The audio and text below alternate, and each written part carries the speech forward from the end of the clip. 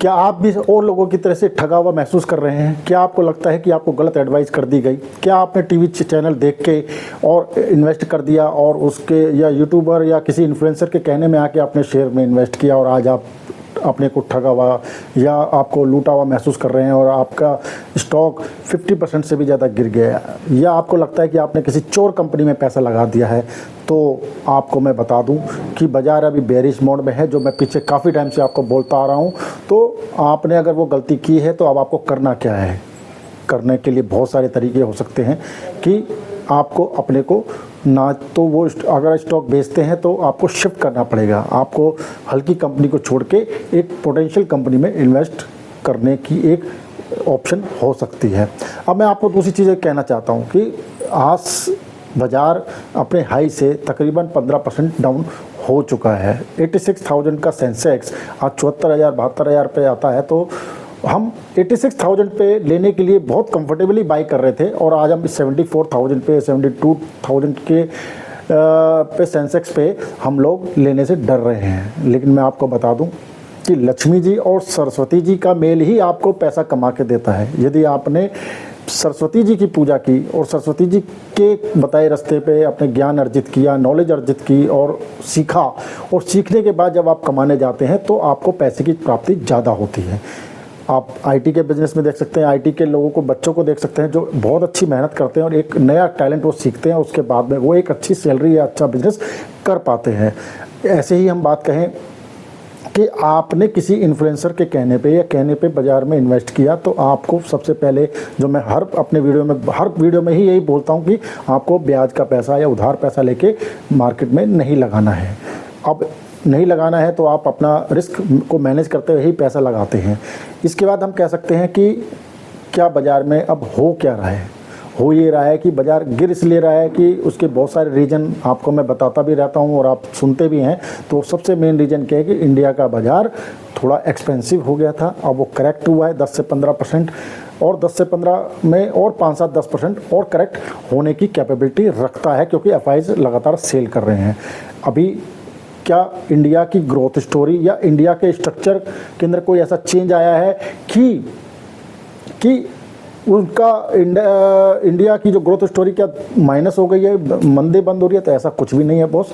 बाज़ार के अंदर इंडिया जो कर रहा है, जो उनकी ग्रोथ स्टोरी है वो वैसे ही चल रही है जैसे कि वो चल रही थी 2020 से लेकर 2024 तक जो चल रही थी, वैसे ही ग्रोथ स्टोरी चल रही है, वैसे ही नए प्रोजेक्ट आ रहे हैं, वैसे ही नए चीज़ों को अंजाम दिया जा रहा है। सिर्फ ये है कि जो हमारे स्टॉक्स हैं, जो कंपनीज़ हैं, उनकी वैल्यूशन बहुत ज़्यादा हो गई थी, एक्सपेंसिव हो गई थी, जिस वजह से हमारे एफआईज या बड़े इन्वेस्टर अपना माल बेच रहे हैं। जब ये वैल्यूशन बहुत रीजनेबल हो जाएगी तो दोबारा से एफआईज भी और इन्वेस्टर्स भी इनमें बाई करेंगे। हमें वेट एंड वॉच रखना है कि जब ये वैल्यूशन थोड़ी अच्छी हो जाए, एफआईज बाइंग करने के लिए आएँ या बड़े इन्वेस्टर किसी शेयर उनसे उसमें बाई करें, तो हमें उसमें इन्वेस्ट करना है। अब हमें इस समय करना क्या है? हमें बॉस करना ये है कि हमें अच्छे स्टॉक्स चुन के रखने, अच्छा मैनेजमेंट चुन के रखने, अच्छा बिजनेस अपॉर्चुनिटी चुन के रखनी है और उसके बारे में सीखना है। जितना हम सीख सकते हैं, जितना हम पढ़ सकते हैं, जितने फंडामेंटल चेक कर सकते हैं, जितने टेक्निकल चेक कर सकते हैं, हम उन पर रिसर्च करें, बैठें, पढ़ें। यदि हम खुद नहीं कर सकते हो, किसी और की रिसर्च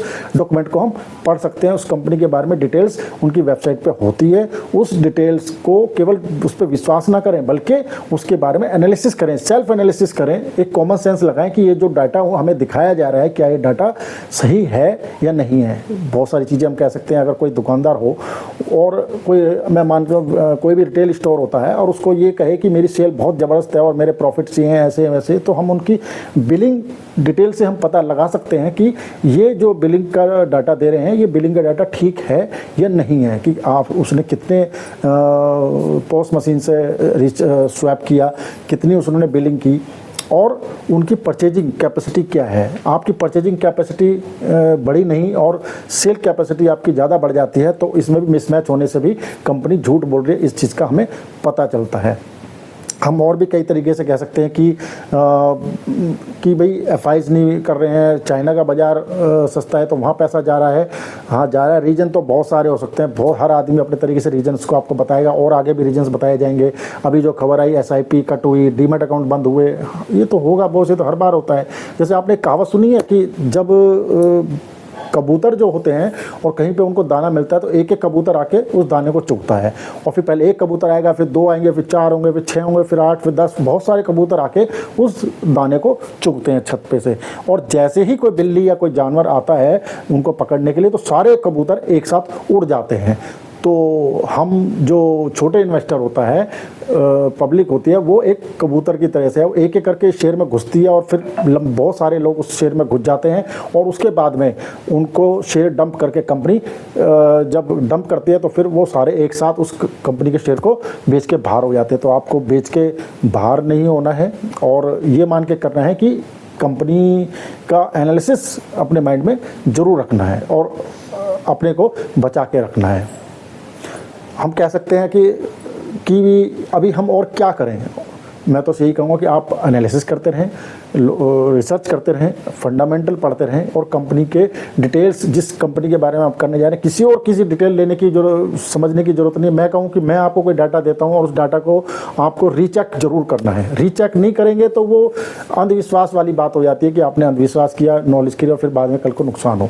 मैं भी कहता हूँ यदि मैं कोई इन्फॉर्मेशन, कोई डाटा आपको दे रहा हूँ, आप उसकी वेबसाइट पर जाके, ऑथेंटिक वेबसाइट पर जाके चेक कीजिए, उस डाटा को वेरीफाई कीजिए और अपना एनालिसिस लगाइए, देन उसके बाद में कीजिए। हम लोग आपको एक अच्छा डायरेक्शन दे सकते हैं, लेकिन डिसीजन लेना वो आपकी बात है, और आपको सही रास्ते पे चलना और उसके बारे में सही जानकारी लेके पैसा कमाना ही आपकी ये तरीका होना चाहिए। तो मैं ये कहना चाहता हूँ कि आप मेरे साथ जुड़ें, हम लोग सेल्फ डिफेंड करेंगे। आपकी कोई भी ऐसी समस्या होती है फाइनेंशियल मार्केट को लेकर, शेयर मार्केट को लेकर, म्यूचुअल फंड को लेकर, इंश्योरेंस को लेकर, या किसी भी और तरह की फाइनेंशियल प्रॉब्लम कोई है,